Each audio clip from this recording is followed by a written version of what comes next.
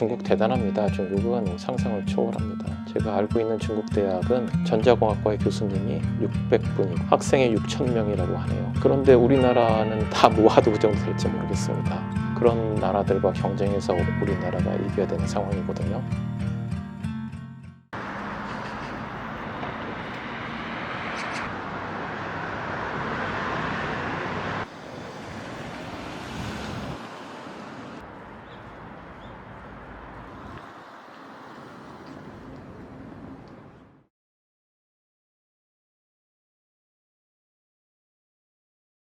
예. 이공계를 의대에 비해서 선호를 덜하는 현상은 굉장히 오래됐잖아요. 근데 그런 현상은 뭐 지속적으로 개선이 되리라고 생각은 하긴 하는데요. 직접적으로 말씀드리면 보통 이제 급료 측면에서 보면 의사 선생님들의 뭐 봉직의 병원에서 근무하시는 분들과 대기업 엔지니어의 봉급을 비교해 보면 사실 대기업 엔지니어가 훨씬 많습니다. 다만 얼마나 오래 할 수 있는지에 대해서 거기에 좀 선호도가 갈리시는 것 같아요. 그러니까 대기업은 어떻게 보면 평생 하기는 어렵지 않나 그런 인식이 많으신 게 이공계보다는 의대를 선호하는 쪽 현상으로 나타나지 않았나 좀 저는 그런 느낌입니다. 하지만 이공계도 충분히 경쟁력이 있고 이공계에 가서 이제 큰 회사 다니시는 분들은 저희 학생도 이제 석박사를 마치고 취업을 하면 월급 굉장히 많이 받습니다.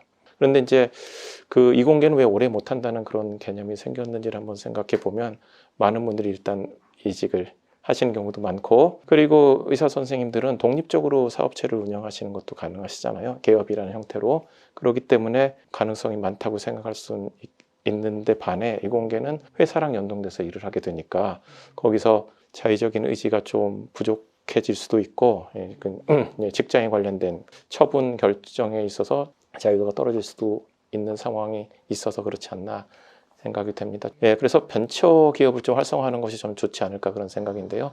그렇게 말씀드리는 이유는 벤처를 창업하면 피터 틸이 제로 투 원이라는 책에서도 얘기했듯이 회사를 하나 만드는 것은 무에서 유를 창조하는 것이고 상당한 많은 가치를 창출합니다. 그래서 뭐 작게는 수천억 원에서 크게는 몇 조 원까지도 창출하는 경우가 있는데요. 회사를 잘 만들어서 성공시키면 물론 그 과정이 어렵진 않습니다만 이공계 출신 엔지니어들에게 상당히 큰 부를 가져다 줄 수 있는 그런 수단이고, 벤처기업에서 성공한 예가 좀 많아진다고 하면 이공계에 대한 인식이 미국에서 그랬던 것처럼 많이 좋아질 거라고 생각이 되고요.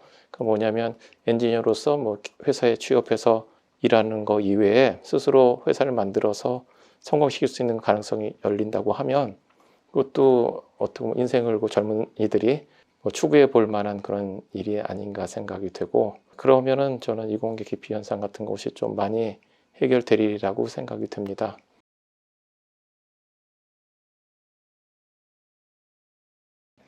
지금 뭐 외국 기업으로 가면 보통 이제 월급을 좀 많이 받고 또 외국의 자유로운 생활을 동경하는 경우가 많은 것 같아요. 저희 연구실 졸업생 경우에는 미국으로 간 경우가 좀 많이 있는데요. 한번 가면은 보통 안 오고 계속 거기서 직장을 잡아서 생활하는 것 같더라고요. 그리고 미국 우리나라와 다르게 기업을 여러 개 옮겨 다니는 게 오히려 실력이 있다고 생각하는 그런 경향이 있습니다. 그래서 옮기면서 좀 연봉도 올리고 그런 게 가능하거든요. 그래서 한번 어떻게 가게 됐는지 결정은 제가 잘 듣지는 못했습니다만 아무래도 교육과 관련돼서 아이들이 크면 외국에 갈 생각을 좀 하는 것 같고요.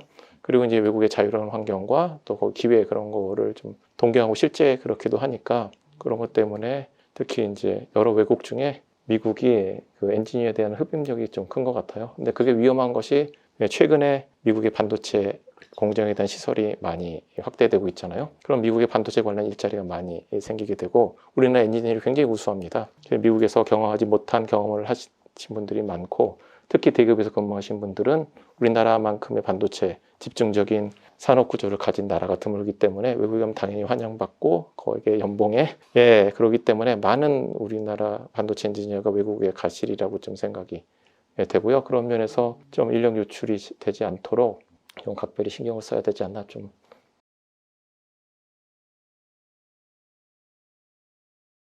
중국 대단합니다. 중국은 상상을 초월합니다. 제가 알고 있는 중국 대학은 전자공학과의 교수님이 600분이고 학생이 6,000명이라고 하네요. 그런데 우리나라는 그 정도 다 모아도 그 정도 될지 모르겠습니다. 그런 나라들과 경쟁해서 우리나라가 이겨야 되는 상황이거든요. 일단 우리나라는 아까 말씀드린 대로 이공계를 해서 조금 경제적인 자유나 좀 보상이 큰 형태가 사회 기반이 마련돼야 되지 않나 또 그런 생각을 하는데요. 계약학과가 만들어지게 된 것은 우리나라의 반도체 관련해서 용인 반도체 클러스터나 대규모 투자가 일어나게 되고 거기는 많은 인력이 필요할 거라는 것은 누구나 예상할 수 있습니다. 근데 용인 반도체 클러스터가 지금 운영이 될 때까지 얼마 남지도 않았거든요. 여유가 있는 대기업에 선제적으로 대응하는 그런 측면에서 계약학과가 만들어지는 것인데요. 그런데 이제 그 어떻게 보면 그 학생 인력 교육에 대한 전문 인력은 이게 공공지인지 아니면 기업에서 거기 투자해야 되는지 생각해 보면 어떻게 보면 기업 입장에서는 그런 인프라가 잘 갖춰져 있어서 그 인프라라는 것이 그 전공하는 학생들이 많이 있어서 그걸 쉽게 그 인력을 이용해서 기업할 수 있다고 하면 기업도 이익을 남기고 뭐 다른 일에 사업을 확장하는 것도 쉽게 되고 그게 어떻게 보면은 사회적으로는 더 안정되고 발전적인 방향이 아닐까 그렇게 생각을 합니다. 근데 이제 그게 안 되는 것은 우리나라는 이제 아무래도 대학도 정원으로 묶여져 있고 그래서 이제 정원 하나 조절하는 것도 어렵고 근데 뭐 최근에 산업 수요가 많은 그런 분야를 할지라도 정원 들이기가 어렵잖아요.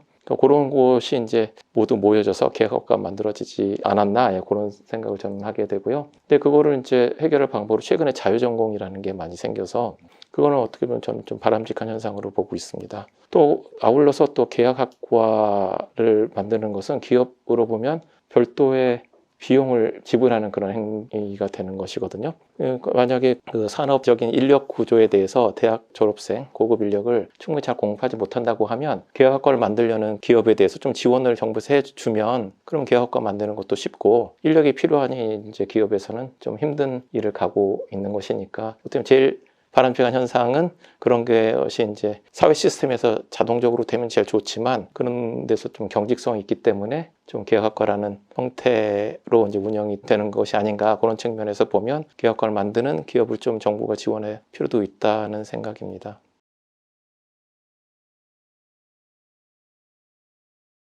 예, 저는 그 여러 이제 현재 반도체 인력이 많이 부족한 상태고 특히 이제 반도체 관련된 산업이 확장되는 이 시기에는 이게 커서 정부에서 여러 가지 이제 인력 양성의 대책을 내놓고 그건 굉장히 바람직한 거라고 생각이 됩니다.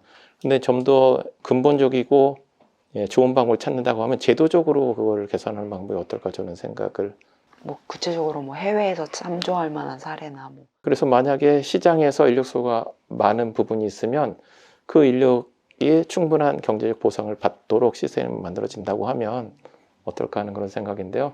근데 그거는 벤처기업을 만약 만들어서 그 기업이 성공해서 거기에 대한 보상이 크다고 하면 벤처기업을 만들거나 그런 데 대해서 주저하지 않을 것이고 그래서 이제 거기서 많은 부가 생기면 그런 분들을 롤 모델로 삼아서 젊은이들이 또 새로운 벤처기업을 만들게 되고 거기서 만들어지는 부가가치가 우리나라 발전에 큰 견인차 역할을 하게 되고 또 젊은이들 할 것도 생기고 괜찮은 상황이라는 생각이거든요. 근데 이제 뭐 우리나라 계속 좋아지는 상황인 거는 맞는데 아직도 이제 벤처 기업에 대한 인식이나 기업에 대한 인식이나 기업을 만들어서 성장시키는데 미국에 비해서는 제약이 좀 많은 상황입니다.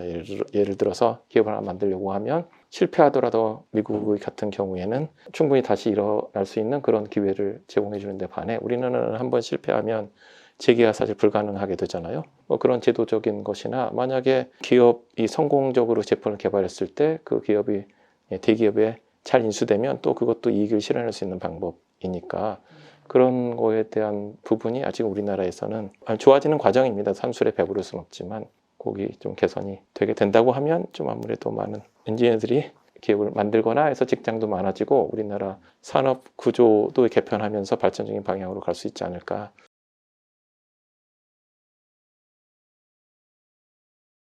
일단은 각 나라가 반도체 인력 양성이 어려우니 정부 주도 연구과제 형태로 많은 과제가 있습니다.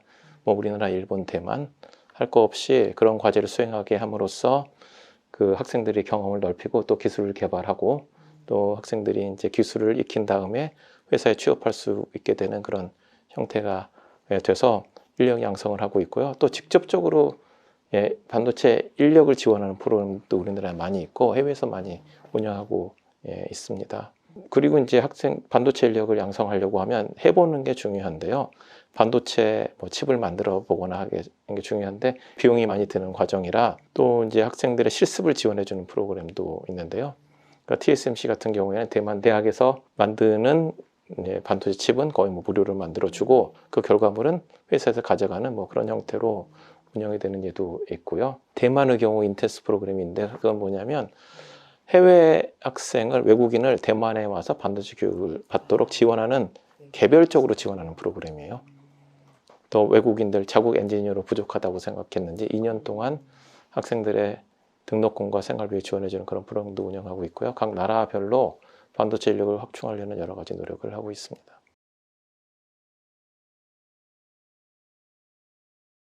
뭐 여러 가지 이제 반도체 인력 양성에 대한 프로그램이 있는데 용인 반도체 클러스터 경우에는 상당히 큰 규모의 시설이고 반도체 인력 부족은 어떻게 보면 예견된 현상입니다. 그리고 이제 또 우리나라 경우 해외로 인재 유출이 또 많이 될 수 있는 그런 상황이기 때문에 그런 거를 좀 정부에서 잘 살펴서 지원해 주시고 또 학교도 열심히 연구 개발을 통해서 좋은 인재 양성하고 또 기술을 개발하는 그런 체제로 가는 게 필요하다고 생각합니다. 반도체는 계속 죽지 않을 산업이고 그런 면에서 우리나라 기술을 축적해서 앞서 나가는 것은 우리나라 장기적인 발전에서 보더라도 상당히 의미 있는 일이고요. 다른 거에 비해서 부가가치를 많이 창출할 수 있는 그런 일이기 때문에 반도체 기술 패권을 가지는 데 대해서는 조금 뭐 대기업 지원이나 뭐 중소기업 지원이나 다 필요하다는 생각이고요. 필요한 거는 뭐 다 해야 되지 않나. 만약에 그 기술 패권을 놓친 다음에는 다시 못 찾아오거든요. 그때는 어떤 후회를 해도 소용없습니다. 반도체 관련해서 기술 우위를 계속 유지할 수 있도록 좀 국민 여러분이나 여러분 전공한 학생들 뭐 하는 사람들 열심히 하고 또 그런 거에 대해서 좀 국가적으로 인정되는 분위기가 돼야 되지 않나 저는 좀 그런 생각입니다.